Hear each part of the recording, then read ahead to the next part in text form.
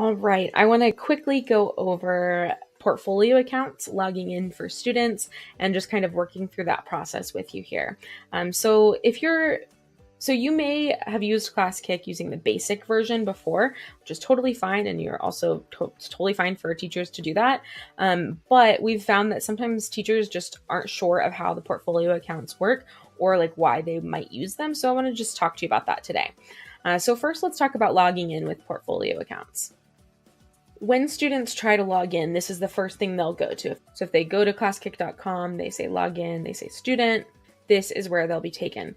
So if your students are using portfolio accounts, they don't need a class code. You never need to give them a class code because all of the assigned assignments that they have will be on their student dashboard. So you just need to direct them to not enter a class code at all and just click login.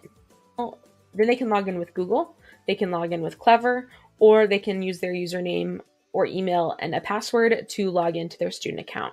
Let's take a look at what that student account looks like. Okay, so this is an example of what a student's account might look like using their portfolio account. So as you can see, they have multiple rosters here. So Mrs. Kent, Mr. Rodriguez, and then they have assignments under each one. So each of those is a roster. A green dot for the student tells them that that's a new assignment. They have not opened it yet. That's a new one they need to check out. When you give students feedback, they'll get notifications right on their dashboard here. So if you write on their page, if you circle something, if you type something, if you use the chat, if you give them a sticker, if you give them points, all of that is considered feedback and the students will get a notification. And if they click on the notification, they can even go directly to the page that you gave them feedback on. So basically, this is a great way for them to not miss anything that you want them to see. They'll see that from this homepage. And then if you have grades turned on for an assignment, they'll be able to see how many points they've earned for each assignment.